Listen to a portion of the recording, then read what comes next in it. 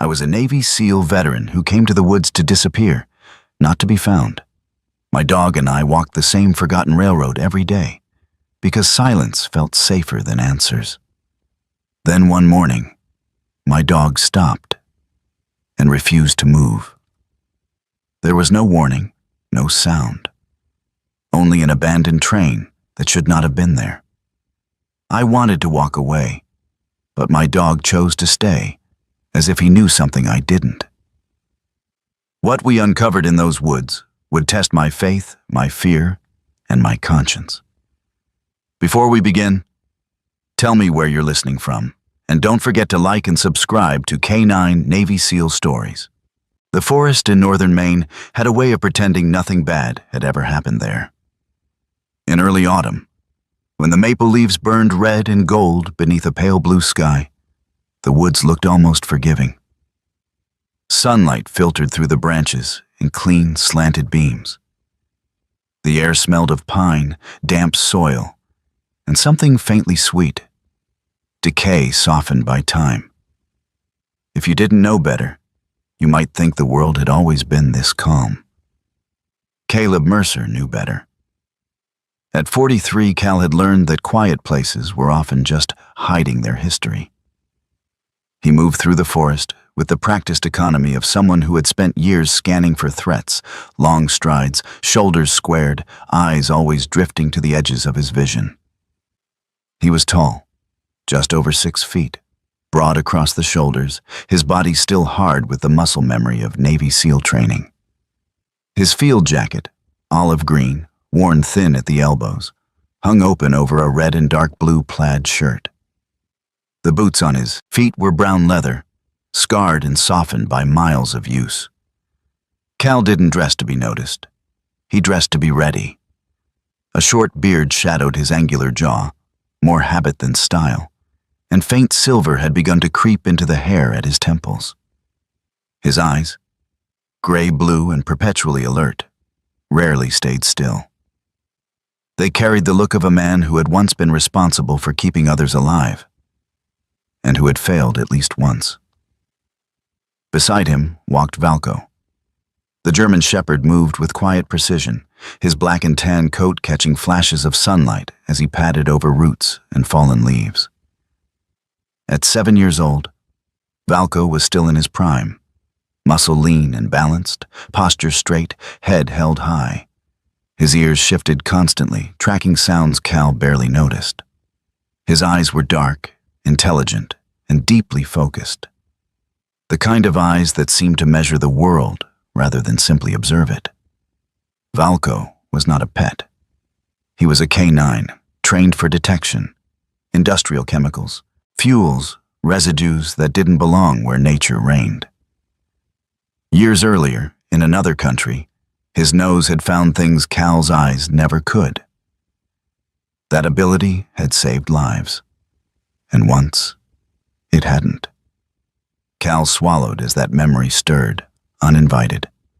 He shoved it back where it belonged. They walked along a line most people would have missed entirely. The old rail line wasn't marked on any modern map. It survived only in fragments, rusted steel half buried beneath moss, wooden ties split and softened by decades of weather. Trees had grown around it, swallowing the track inch by inch, as if the forest itself wanted to erase what had passed through. Cal liked this place because no one else did. He came here every morning, not because he was searching for something, but because the routine anchored him. Walk, breathe. Let Valko run ahead a little, then fall back into step. It was a quiet agreement between them, unspoken and comfortable. That morning began no differently, until Valko slowed. It was subtle at first, just a change in rhythm. Valko's stride shortened, his tail stiffened, his head dipped low, nose skimming the air instead of the ground. Cal noticed immediately. "What is it, buddy?" Cal murmured, more habit than concern. Valko didn't look at him. His body tensed, muscles coiling beneath his coat, ears angled forward. The forest was still. No snapping branches, no birds scattering. Nothing that should have triggered an alert, except scent. Valco stopped altogether. Cal halted a step later, boots sinking into damp leaves. He followed Valco's gaze down the line of the track, but at first he saw nothing. Just trees, just light, just the comforting lie of an untouched place. Then he took another step, and the forest opened its mouth. Ahead, partially obscured by fallen trees and thick vines, sat the rusted bulk of a diesel locomotive. It was massive, too large to be hidden entirely, yet somehow invisible until you stood in exactly the wrong place. The front of the engine was angled awkwardly, its steel body scarred with rust and streaked with old oil. The windshield of the cabin had shattered long ago, jagged teeth of glass still clinging to the frame. Moss crept along its sides like a slow infection. The locomotive didn't rest on the track. It sat across it, as if it had been forced to stop and never allowed to move again. Cal's chest tightened. For a moment, the forest vanished, replaced by heat, dust, and the distant thud of rotor blades. He smelled metal and fuel, felt the weight of a rifle that wasn't there. His jaw clenched, teeth grinding together. Abandoned equipment always did this to him. In his world, vehicles weren't left behind unless something had gone wrong. "Damn it," he muttered under his breath. His instinct screamed to turn around. He hadn't come out here to dig up old ghosts, his own or anyone else's. The life he'd built in this quiet corner of Maine depended on not asking questions that had no clean answers. He took a step back. Valco didn't move. The dog stood squarely between Cal and the locomotive, legs planted, body rigid. He wasn't barking. He wasn't advancing. He wasn't retreating. He was refusing. Cal stared at him, irritation flickering beneath the unease. "Valco," he said, firmer now. "Leave it." The command hung in the air. Valco's ears twitched, but he stayed exactly where he was. That stopped Cal cold. Valco was disciplined. He didn't disobey lightly. The last time he'd done something like this. Cal's breath caught. Years ago, another forest, another warning. Valco had hesitated then too, his body language screaming danger. Cal had overridden him, trusted the map, trusted the intel, trusted himself. Someone else had paid for it. Cal exhaled slowly, forcing his shoulders to relax. He stepped closer, careful not to startle the dog. "What do you smell?" he whispered. Valco lowered his head further, nostrils flaring, his tail dipped, not in fear but concentration. Whatever was coming off that locomotive wasn't fresh, but it was persistent. Old fuel, old metal, and beneath it, something sharper. Something that didn't belong to the forest's long, patient rot. Cal felt a prickle crawl up his spine. He took another step forward, boots crunching softly on gravel and leaves. The closer he got, the more wrong the scene felt. Trains didn't just end up like this. Not here, not without reason. And then he saw it. The track beneath the engine was twisted, bent outward, bolts missing, wood splintered. This hadn't been a derailment. Someone had interfered, forced the engine to stop, possibly detached it from something else. Cal's eyes traced the rail line beyond the locomotive, following it deeper into the woods. Something else was back there. Valco suddenly turned his head, not toward the engine, but toward Cal. Their eyes met. For a brief, electric second, Cal felt the unmistakable weight and recognition. Not instinct, not training, judgment. Valco stepped aside just enough to clear the path. An invitation, or a warning. Cal hesitated, heart pounding harder than the situation warranted. He realized then that the choice wasn't about the train at all. It was about whether he trusted the one voice he had learned to doubt the most. Cal stepped past the dog. The forest seemed to hold its breath as he moved alongside the locomotive, running a gloved hand along the cold, pitted steel. The metal was rough beneath his fingers, flaking rust catching in the seams of his gloves. Up close, the engine felt even more out of place. Too deliberate. Too intact for something truly forgotten. "This isn't right," Cal murmured. Valco followed closely now, shoulder brushing Cal's leg, his presence steady and grounding. Together, they moved beyond the engine, following the faint continuation of the rail line. And then Cal saw it. Something dark and rectangular lay ahead, partially sunken into a shallow dip in the land. Unlike the locomotive, this shape wasn't immediately recognizable. It was smaller, lower, almost hidden beneath creeping vines and fallen branches. A rail car. Cal stopped again. The car sat slightly off the track, angled as if it had been dragged sideways and abandoned in haste. Nature had worked hard to claim it. Ivy wrapped around its sides, moss clung to the seams. But the steel frame was unmistakable. Cal felt the unease deepen into something heavier. This wasn't a forgotten accident. This was a decision. He glanced back at the locomotive, then at the rail car, the distance between them suddenly meaningful. Someone had separated them, deliberately, to break the line, to make sure no one could follow the story backward. Cal's pulse hammered in his ears. He looked down at Valco. The dog stood alert, gaze fixed on the rail car now, every line of his body communicating the same silent truth. Whatever had happened here hadn't ended. It had only been buried. Cal straightened slowly, the forest around him no longer peaceful, no longer kind. He knew, with a clarity that settled like cold iron in his gut, that turning away now wouldn't bring him the quiet he wanted.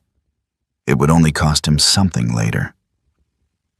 "All right," he said quietly, to Valco and to himself. "I see it." The wind shifted, rustling the leaves, and for the first time that morning, the forest no longer felt like it was pretending. It felt like it was waiting. The rail car did not belong there. Cal knew that before he reached it, before he put a hand on its cold steel side, before Valco's posture changed in that quiet, unmistakable way that meant this matters. The car sat several yards off the main line, angled unnaturally, its wheels half sunk into soil and leaves.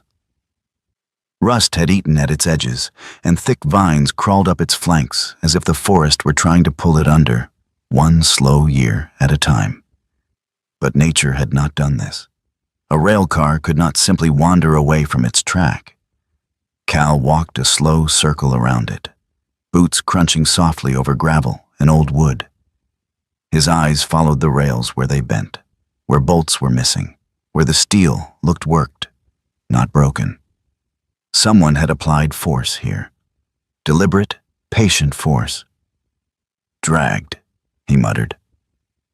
Valco stood close, head low, nose active.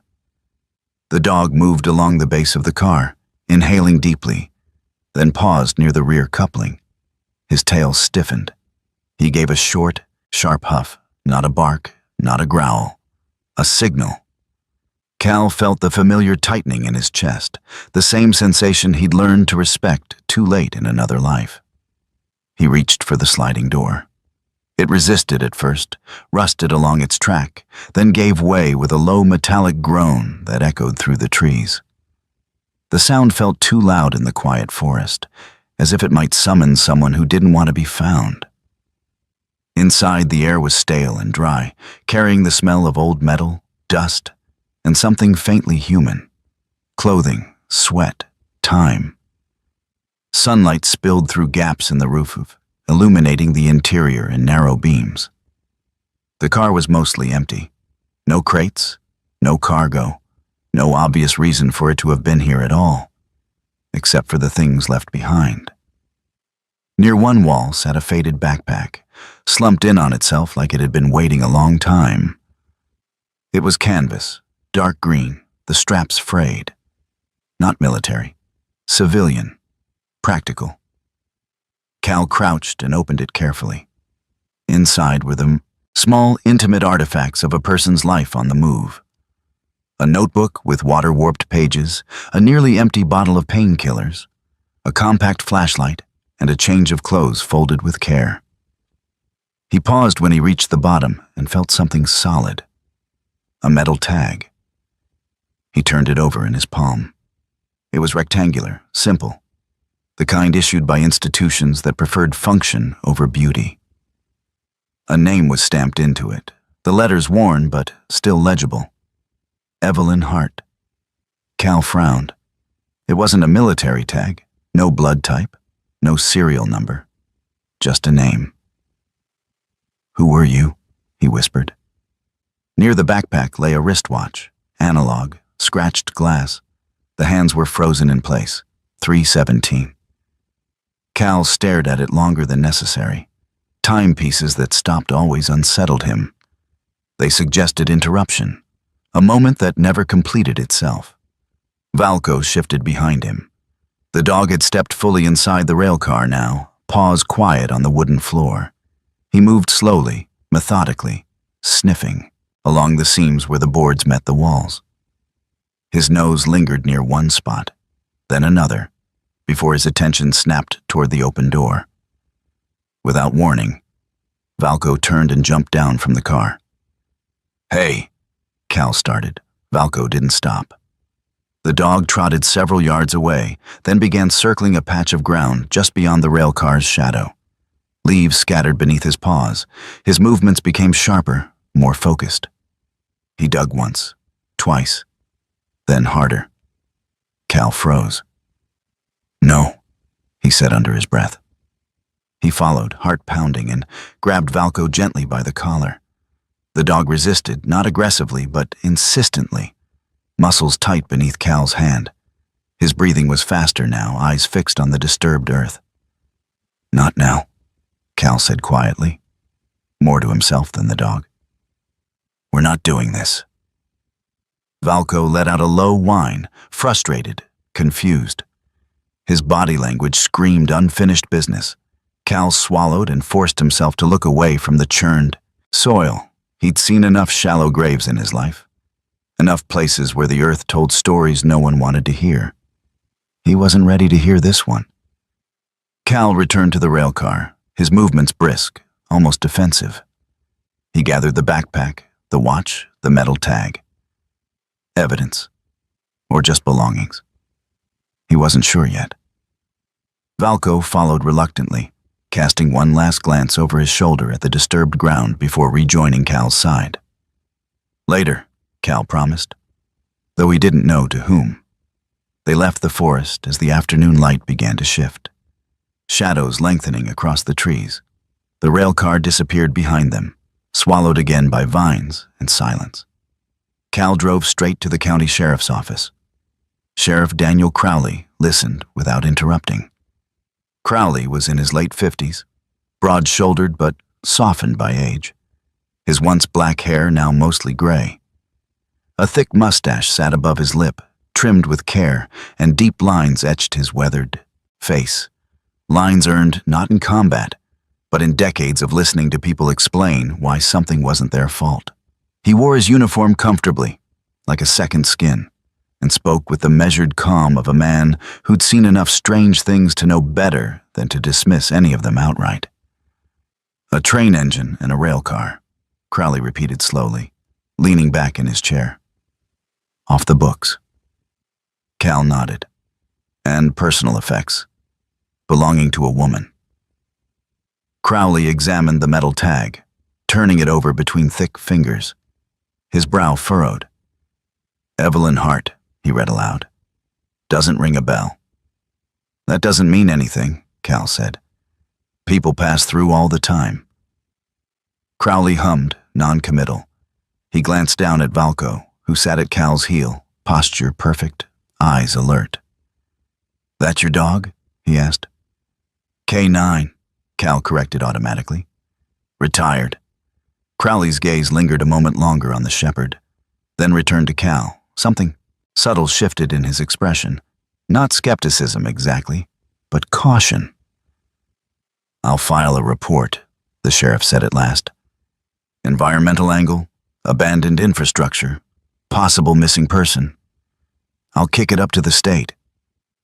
Cal didn't miss the way Crowley avoided his eyes when he said it. "And?" Cal prompted. "And that's all I can promise," Crowley replied. "For now." Cal left with a copy of the report number and a hollow feeling in his gut. That night, the quiet of Cal's small cabin felt different. The place was modest: wood-paneled walls, a cast-iron stove, shelves lined with books that had more dust than use.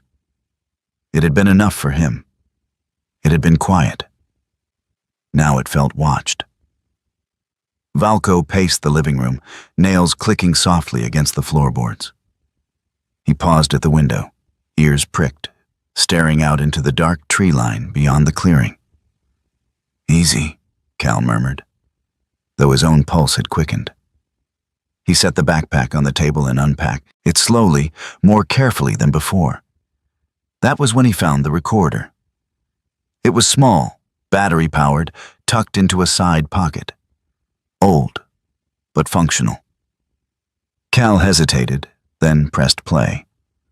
A woman's voice filled the room, low, steady, tired. "This is Evelyn Hart," she said.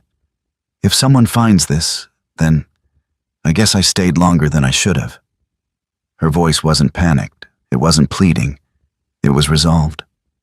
She spoke of surveys, of environmental readings that didn't match official reports, of shipments that came through the forest at night, of documents altered, signatures forged.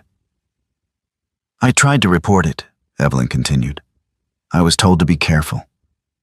Then I was told to stop asking questions." Cal sat back heavily in his chair. Valco had stopped pacing. The dog sat in front of him now, staring, not at Cal, but at the recorder, as if listening. When the recording ended, the room felt colder. Valco rose and walked to the door, not the window, not the table, the door. He sat facing it, body rigid. Then, slowly, he lowered his head and rested his nose against the wood.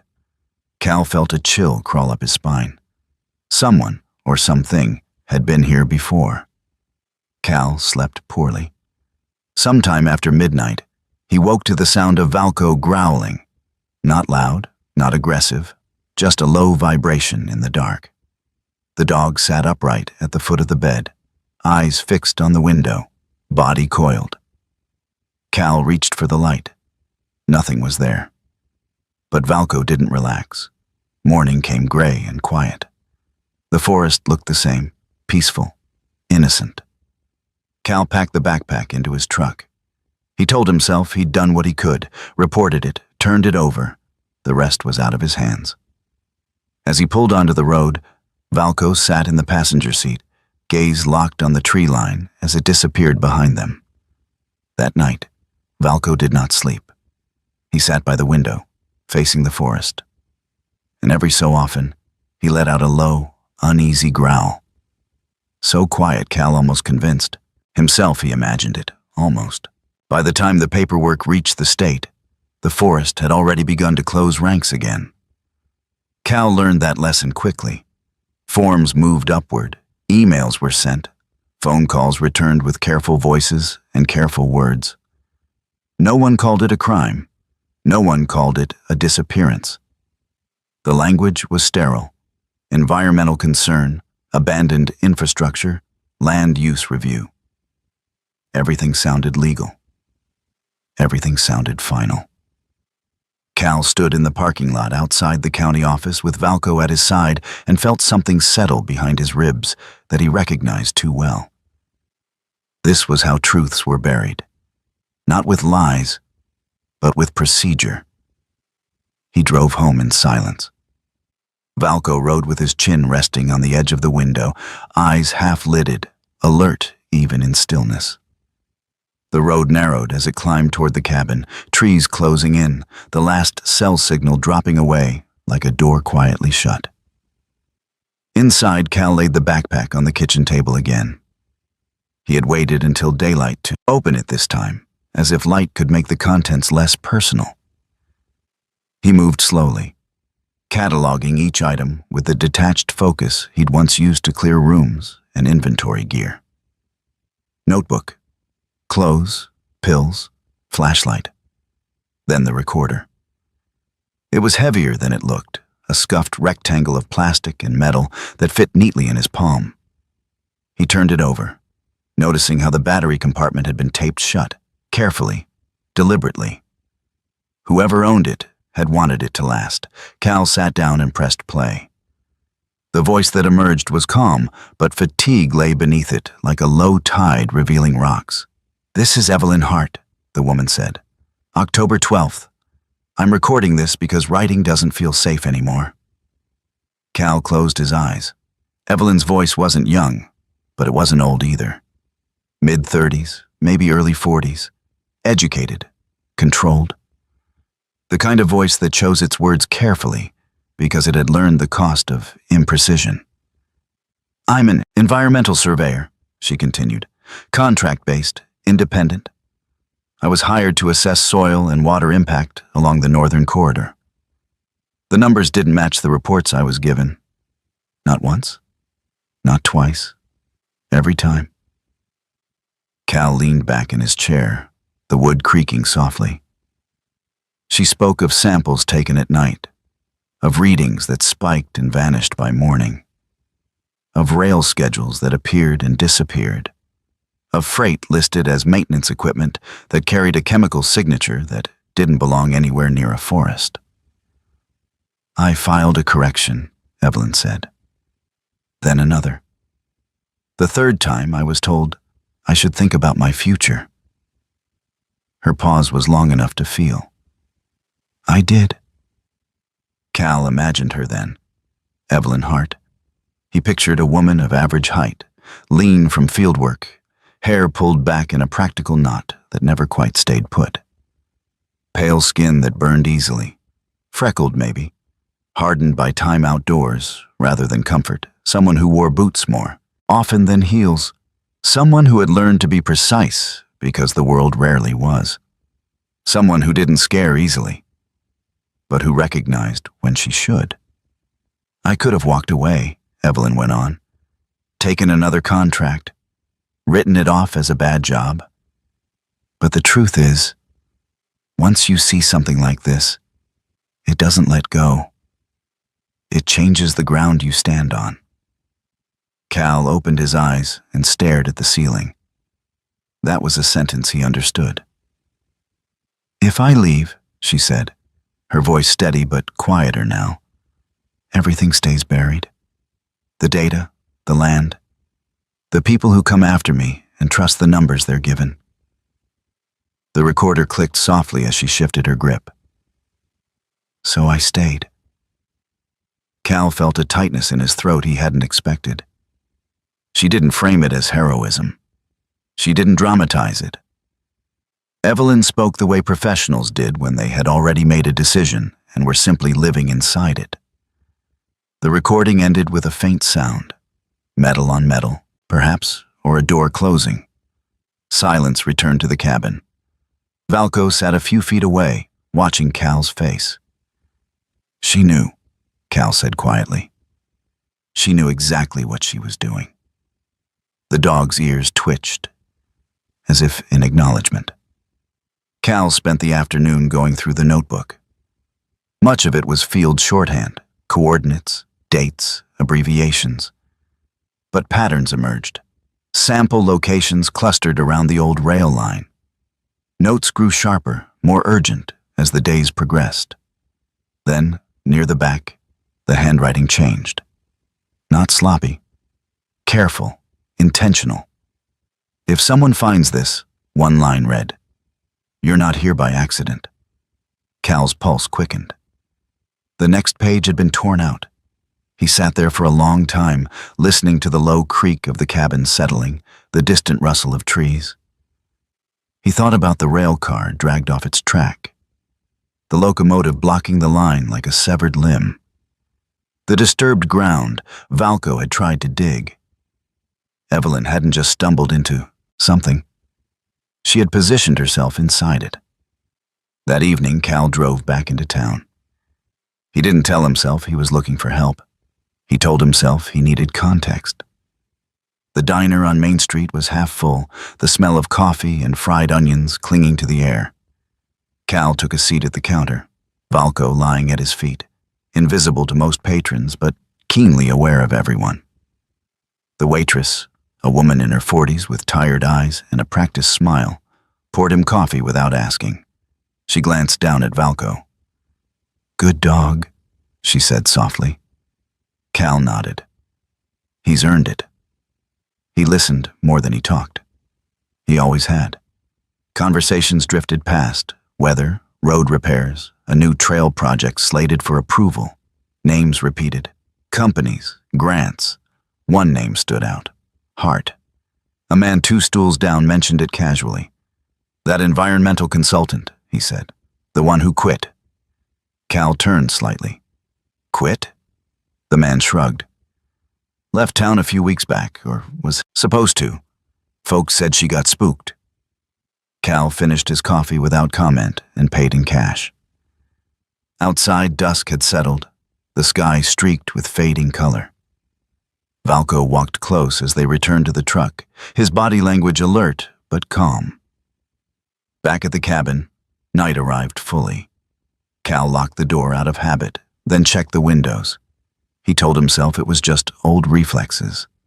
He was rinsing his mug when Valco stiffened. The dog lifted his head slowly, ears angling toward the road. Cal turned off the sink. They stood there together, listening. At first, Cal heard nothing. Then, faintly, the crunch of tires on gravel. He moved to the window and parted the curtain just enough to see. A car sat at the edge of his driveway. Not one he recognized. It was dark, shape indistinct, headlights off. The engine idled quietly, almost politely. No dome light, no visible movement. Just waiting. Cal felt the hairs on his arms rise. Valco let out a low, controlled growl, not loud enough to carry, but enough to leave no doubt. Cal stepped back from the window. "Stay," he whispered. The dog didn't move, his gaze fixed on the door. Minutes passed. Then the engine revved softly. The car backed away and disappeared down the road, swallowed by the trees. Cal stood there long after it was gone. He didn't sleep much that night. Morning light softened the edges of the town, turning clapboard houses and brick storefronts into something almost gentle. From a distance, the place looked like safety. Trim lawns, painted shutters, flags stirring lazily in the breeze. The kind of town people trusted because it had never asked them not to. Cal parked near the small municipal building and cut the engine. Valco remained still in the passenger seat, posture alert, eyes following a pair of joggers as they passed. The dog's calm was measured, professional, present without being intrusive. "This is where paper hides things," Cal said quietly, opening the door. They walked 2 blocks to the public library. The building was old, but cared for, its stone steps worn smooth by generations of use. Inside, the air smelled of dust and polish. Light filtered through tall windows, catching motes that drifted like quiet witnesses. Mara Wexler looked up from behind the circulation desk when they entered. She was in her early 40s, tall and slender, with dark auburn hair pulled back into a low, practical ponytail. Her skin was pale, almost translucent, under the fluorescent lights, and faint lines bracketed her mouth, marks of someone who smiled often but worried more. Thin framed glasses perched on her nose, and she wore a gray cardigan over a faded blouse, sleeves pushed up as if she was always in the middle of something. Her eyes sharpened when she saw Cal. "Mr. Mercer," she said. "You don't usually come in." "I don't usually need archives," Cal replied. Her gaze flicked briefly to Valco, then back to Cal. "Dogs aren't allowed?" "He's trained," Cal said. "And he stays." Mara hesitated, then nodded. All right. What are you looking for? Environmental reports, Cal said. Filed in the last 2 years. Under the northern corridor. Something moved behind her eyes. Not surprise, recognition. She glanced around the room, habitual, cautious, then gestured for Cal to follow. They walked past rows of shelves to a back room where file cabinets lined the walls. The door shut softly behind them. Mara exhaled. You're asking about Evelyn Hart. Cal didn't answer. He didn't have to. She was thorough, Mara said, unlocking a drawer. Too thorough for a contractor. She pulled out a folder and laid it on the table. Inside were forms, signatures, stamps. The language was dense and polite, the kind that hid decisions behind commas. Evelyn submitted 3 reports, Mara continued. The first raised concerns. The second outlined inconsistencies. The third, she hesitated. The third never officially existed. Cal leaned closer. But it's here. Mara nodded. Because I keep copies. She flipped to a page where margins were marked in red. Entire paragraphs had been crossed out and replaced with sanitized summaries. Adjusted, Cal said flatly. Mara swallowed. That's the word they used. Who's they? She didn't answer immediately. Her fingers tightened on the edge of the table. The Trail Project, she said instead. The funding behind it isn't local. Grants, development money. The kind that arrives with expectations.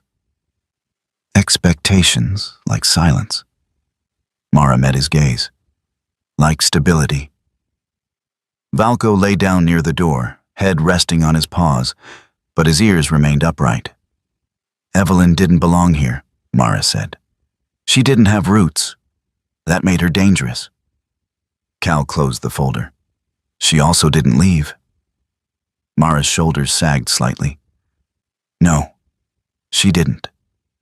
They sat in silence for a moment, the weight of unsaid things pressing in. I can't give you copies, Mara said finally. If anyone finds out, I know, Cal said. I didn't come for that. She looked relieved and ashamed at the same time. Be careful, she said. People think quiet means harmless. It doesn't. The town hall was crowded that evening. Folding chairs filled the main room, and the hum of conversation echoed off the walls. Posters lined the back wall, maps of the proposed trail, smiling families walking under green canopies. Cal took a seat near the aisle. Valco lay at his feet, invisible to most. The meeting droned on. Budgets, timelines, community benefits. The language was clean and reassuring. Then Luke Harlan walked in. He was in his late 40s, tall and broad-shouldered, his build softened by comfort rather than age. His beard was neatly trimmed, salt and pepper, and his hair was combed back with care. He wore a navy blazer over an open-collared shirt, no tie. Approachable, deliberate. The kind of man who shook hands well and remembered names. Luke smiled as he took the front seat. Valco's head lifted. The dog didn't bark, didn't growl at first. His body tensed, spine stiffening, breath slowing. Cal felt it immediately. Luke spoke when called upon, his voice warm and steady. This project brings opportunity, he said. Jobs, access, growth. His words were measured, reasonable. Valco rose. A low growl vibrated through his chest, not loud enough to disrupt the meeting, but unmistakable. Cal's pulse spiked. Valco stepped forward and positioned himself squarely in front of Cal, blocking him from view. The room stilled. Luke's eyes flicked toward them. For a brief moment, something unreadable crossed his face. Then the smile returned. Is there a problem?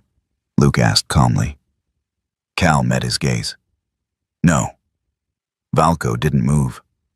Luke's eyes lingered on the dog, then shifted away. We'll address concerns during the Q&A. The meeting resumed, but the air had changed. Cal couldn't shake the certainty settling in his bones. Luke hadn't been afraid. He'd been assessing. As the crowd broke apart, Valco suddenly pulled against his leash, hard. Cal stumbled a step, surprised. The dog's eyes were locked on Luke, who stood near the exit, laughing quietly with a councilman. Valco's posture was rigid, his focus absolute. Luke glanced over again. This time his smile didn't reach his eyes. Cal realized then that Valco wasn't reacting to danger. He was reacting to recognition. Outside, the evening had cooled. Cal watched people disperse, heard laughter drift into the dark. Luke exited moments later, alone now. He stopped a few feet from Cal. "Good dog," Luke said lightly. "What's his name?" "Valco." Luke nodded. "Military?" "Yes." "I figured," Luke said. "They're trained to sense things, aren't they?" Cal held his gaze. "Some things." Luke smiled again. "Well, I hope he doesn't get confused." Luke walked away. Cal stood there long after. He returned to the cabin uneasy. The town's calm no longer felt neutral. It felt curated. Valco paced as Cal reviewed his notes, the recorder, the altered reports Mara had shown him. Each piece alone meant little. Together, they formed a shape he didn't like. The truth wasn't being denied. It was being managed. Cal stared at the wall, thinking of Evelyn Hart, of a woman who had chosen to stay because leaving would have been easier. "What if they're right?" Cal asked quietly. "What if speaking up hurts more people than it helps?" Valco stopped pacing. He walked over and placed his head on Cal's knee, eyes steady, unblinking. No judgment, no reassurance, just presence. Cal rested his hand on the dog's neck and felt the slow, even rhythm of his breath. He understood then that silence was not neutral. It was a choice, and every choice left a mark. Cal didn't plan the confrontation. It happened because avoidance had limits. Luke Harlan was leaving the municipal building when Cal caught up to him in the parking lot. The sun was low, washing the asphalt in amber light. Luke stood beside a black SUV, keys in hand, jacket folded neatly over one arm. Up close, he looked as composed as he had in the meeting. Beard trimmed, shoulders relaxed, eyes clear. He carried himself like a man accustomed to being trusted. "Mr. Mercer," Luke said easily, "can I help you?" Cal didn't waste time. "Evelyn Hart." Luke's expression didn't change. Not immediately. Then a subtle recalibration, eyes narrowing just enough to signal calculation. "She was a contractor," Luke replied. "She finished her work." "She didn't," Cal said. "Her reports were altered." Luke sighed, as if disappointed by the conversation rather than threatened by it. He leaned against the SUV, folding his arms. "You're looking at this from the wrong angle. Enlighten me." Luke gestured toward the town beyond the parking lot, the homes, the storefronts, the quiet streets. "This place survives because we make practical decisions. The trail brings money, jobs, stability. If a report threatens that, we adjust. That's not corruption. That's stewardship." Cal felt heat rise in his chest. "And the dumping?" Luke didn't deny it. He tilted his head, studying Cal like a contractor assessing risk. "Legacy waste. From before my time. Contained. Monitored. You buried it." Luke's voice dropped. "So people could keep living here." Cal stared at him. Evelyn stayed because she knew leaving would bury the truth. Luke's jaw tightened. For the first time, the polish cracked. "If this comes out," he said quietly, "this town dies. Property values collapse. Grants vanish. Families leave. You want that on your conscience?" Cal said nothing. Luke straightened, slipping his jacket on. "Silence isn't weakness," he said. "It's a choice. Sometimes the only one that doesn't ruin everything." He got into the SUV and drove away. Cal stood there long after the taillights disappeared. The pressure started that night. It began small. Cal's phone lost signal in places it never had before. Texts failed to send. Calls dropped mid-sentence. He noticed a truck idling near the trailhead, longer than necessary. A man he didn't recognize lingered in the diner, eyes following Cal when he stood to leave. Valco noticed too. The dog's posture changed. More vigilant, less relaxed. He paced at night, stopping often to sniff the air near doors and windows. Once Cal found a strip of rawhide left on his porch. A gift, maybe, or a reminder. Indirect, Cal muttered. Smart. The threat didn't need words. 3 days later, Valco refused their usual route. They were halfway down the old rail line when the dog halted abruptly, body rigid. He sniffed the air, then turned sharply into the trees. Valco, Cal called. The dog didn't look back. Cal followed, pushing through underbrush until the forest floor dipped into a shallow basin. The smell hit him first. Sharp, metallic, wrong.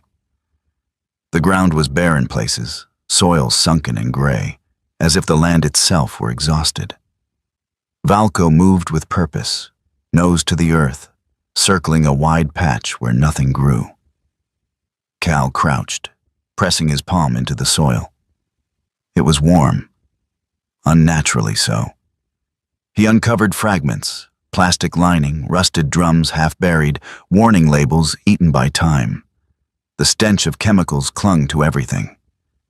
Jesus, Cal whispered. This wasn't old. Not entirely. Layers told a story, dumping over years, carefully spaced, carefully hidden. Valco sat and stared at Cal, eyes intent. This is what she found, Cal said. This is why she stayed. His hands shook as he photographed the site, marked coordinates, bagged small samples. Every instinct screamed to take it public, to send everything to the state, the press, anyone who would listen. Then the memory came. Another forest. Another command overridden. Valco had stopped then too. Cal had pushed forward, confident in his judgment. The explosion had come seconds later. Wrong place, wrong call. A civilian caught in the aftermath.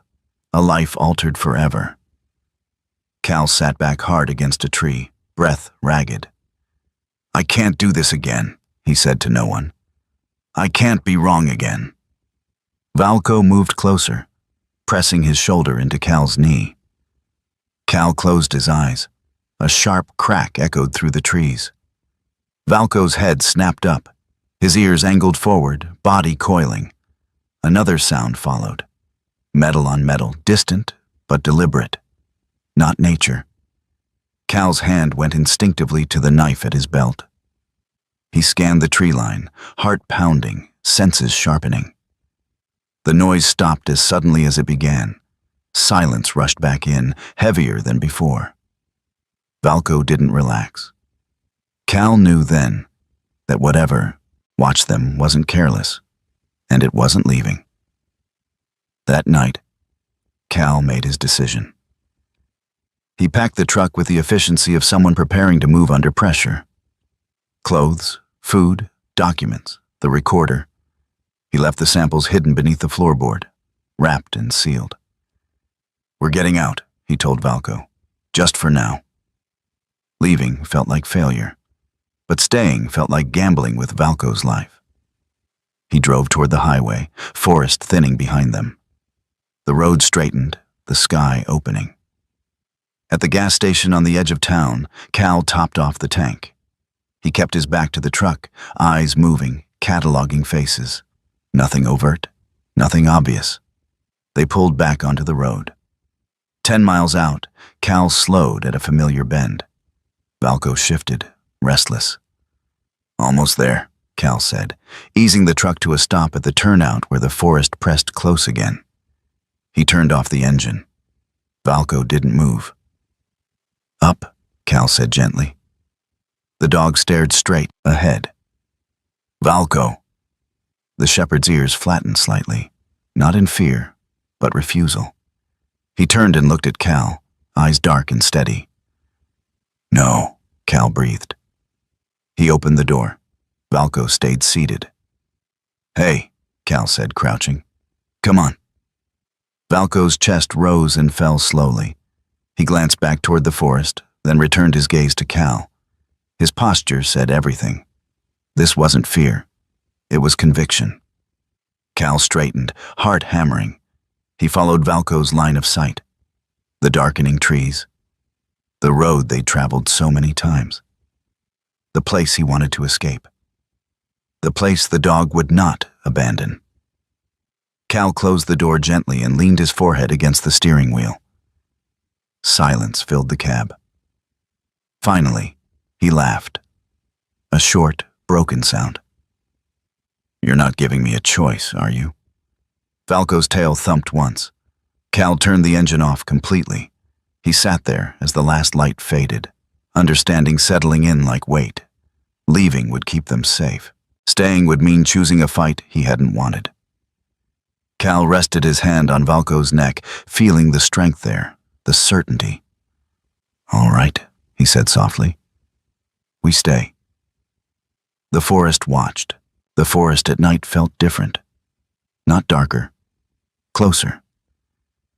Cal moved carefully along the old rail corridor, boots silent on damp earth.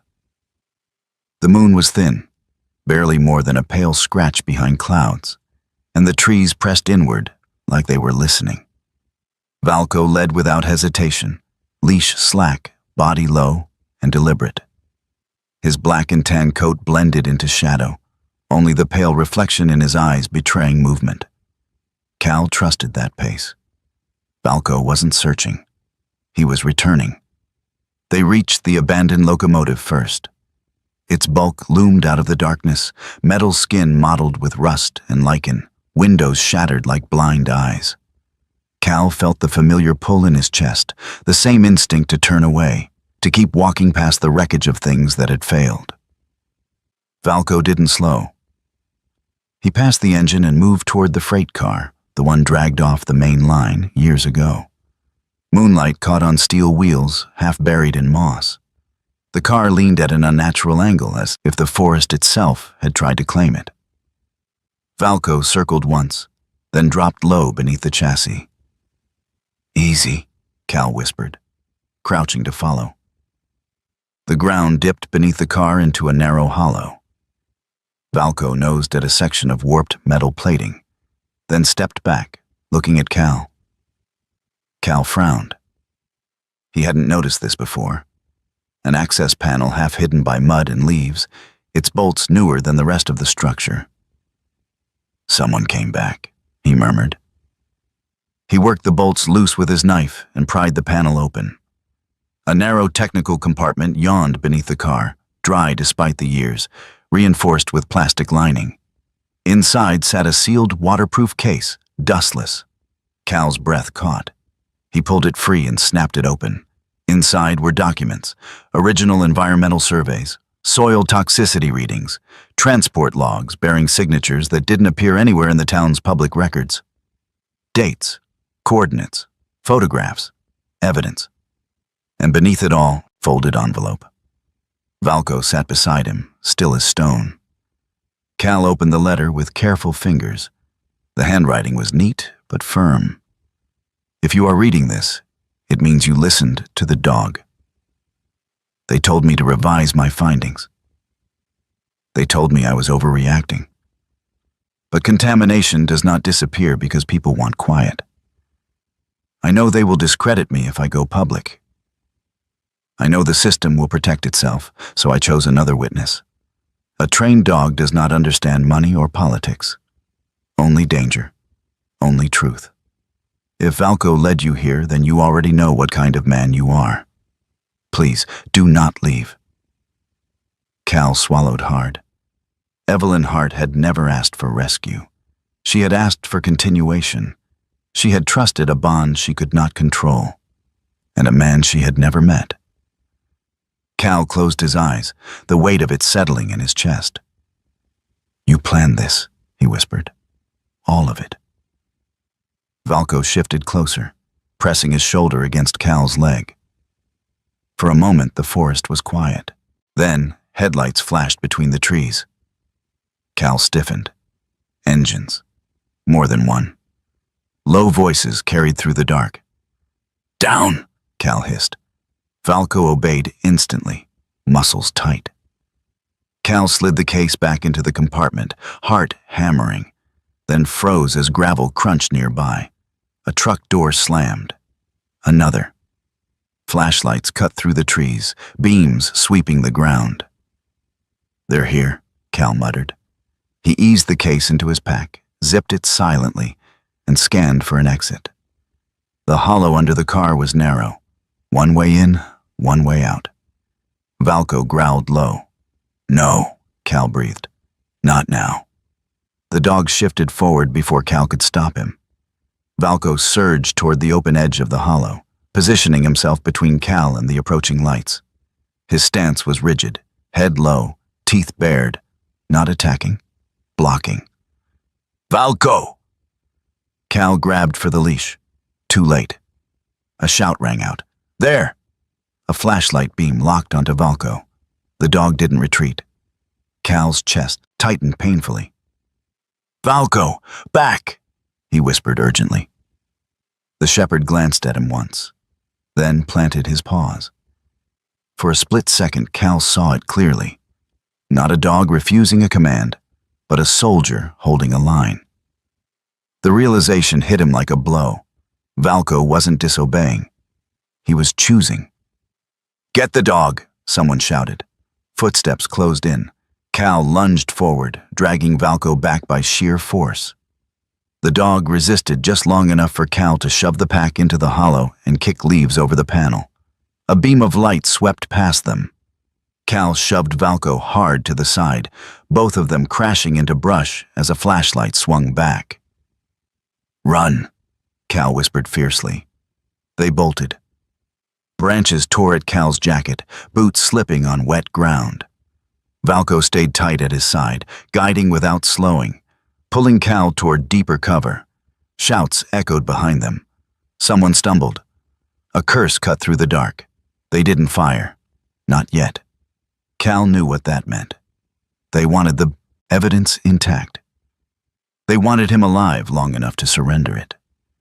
They broke through a thicket and dropped into a shallow ravine.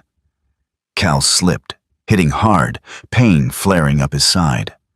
Valco skidded beside him, then spun back, teeth flashing as a warning growl rolled through his chest. Cal pushed himself up. "We're not splitting," he panted. "Not again." They scrambled along the ravine until the forest swallowed sound. Only then did Cal stop, pressing his forehead against Valco's.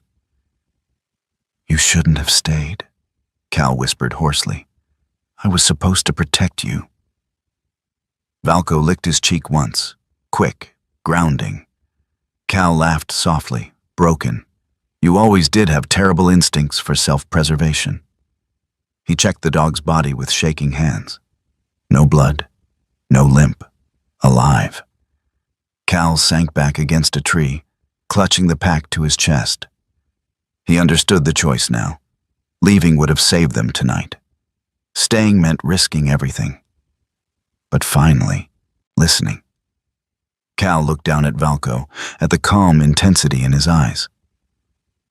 "I won't make you pay for my fear again," he said quietly. "Not this time." In the distance, engines idled. Searchlights cut the treetops. The forest held its breath. Cal tightened his grip on the pack, the weight of Evelyn's truth pressing into his ribs. He had what they wanted, and they knew it. Dawn came slowly to the forest, pale and hesitant, as if unsure it was welcome. Cal sat with his back against a tree, the pack resting at his feet. The night had drained out of him, leaving behind a bone-deep exhaustion that felt earned rather than empty. Valco lay close, flank pressed against Cal's leg, breathing steady. His black and tan coat was streaked with mud and burrs, his eyes rimmed with red from a night of vigilance. But they were calm now. No tension, no scanning. The kind of calm that only comes after a decision has already been made.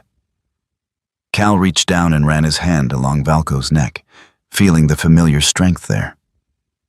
The dog leaned into the touch without looking up.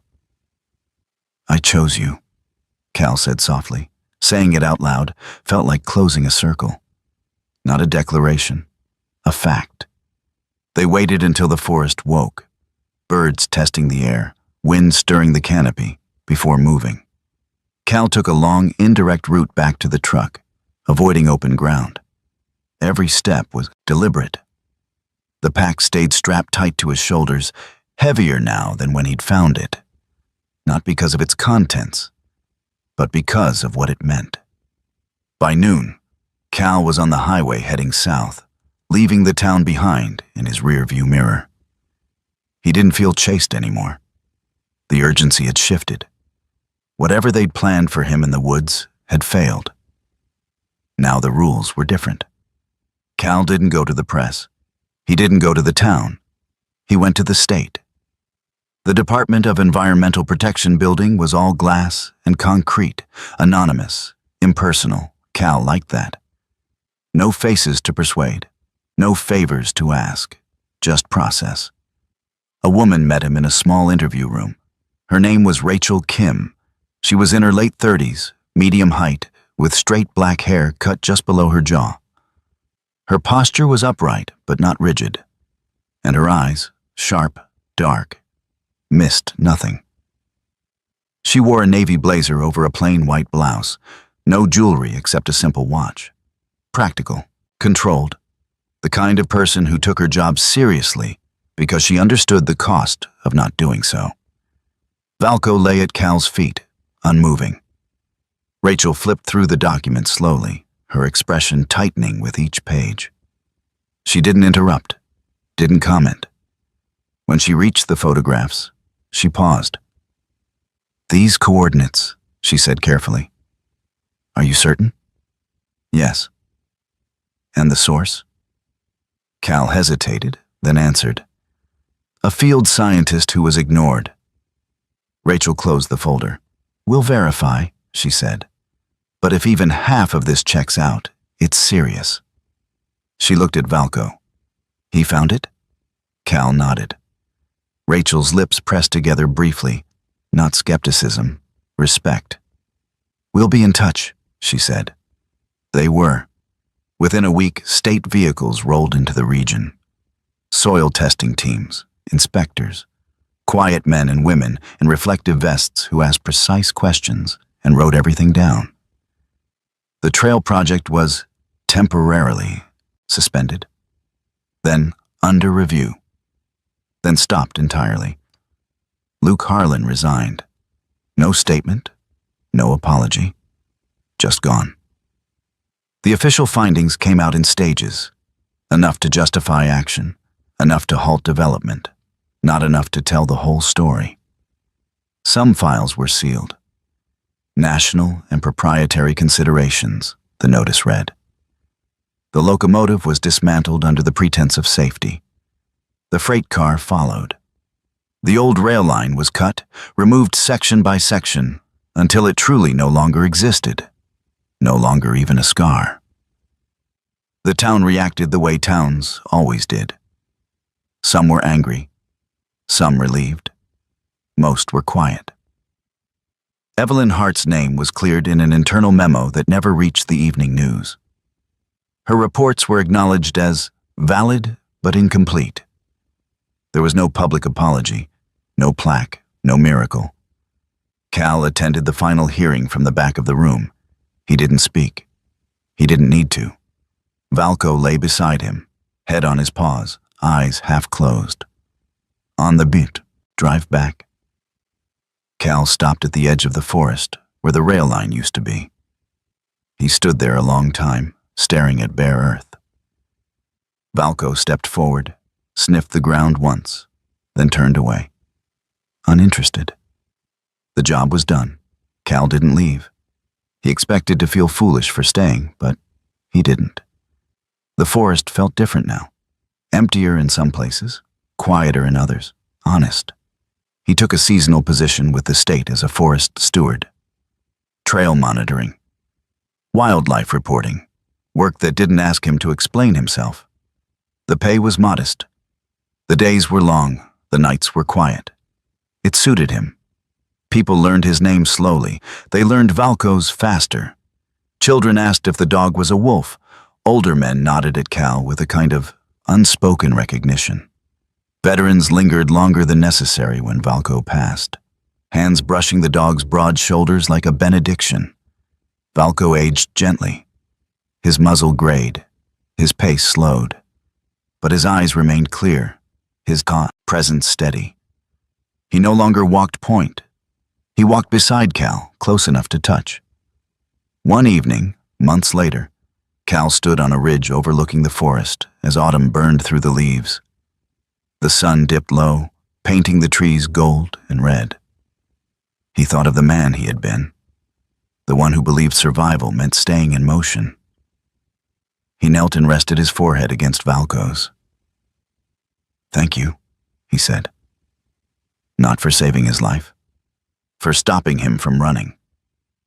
Valco exhaled, warm and content, leaning his weight into Cal's chest. They stood there as the light faded, man and dog, not guarding anything anymore, just present. Cal understood now that destiny didn't always arrive with force. Sometimes it waited quietly. Sometimes it took the shape of a dog who refused to move. And when that happened, you either listened or you walked away. Cal stayed. Sometimes the miracles we pray for do not arrive as thunder or light. They arrive as a moment of hesitation, as a voice that tells us to stop, as a loyal soul placed beside us to guide our steps when our own vision fails. In this story, there was no victory parade, no perfect ending, only truth, paid for with courage, patience, and the willingness to listen. Perhaps that is how God works most often. Not by changing the world all at once, but by placing something living and faithful in our path, and waiting to see whether we will honor it. In our own lives, we face quieter crossroads every day. Moments when walking away is easier than standing still. When silence feels safer than truth. When fear speaks louder than conscience. If this story reached you, maybe it was not by chance. Maybe it is a reminder that even in ordinary days, God still sends signs, sometimes small, sometimes stubborn, sometimes on 4 legs, asking us to choose what is right. If this story touched your heart, consider sharing it with someone who might need it. Leave a comment and tell us what moment stayed with you. Subscribe to this channel to continue walking these stories of loyalty, faith, and redemption with us. And may God watch over you and your loved ones. May He guide your steps, calm your fears, and place faithful companions on your path when you need them most. Thank you for being here.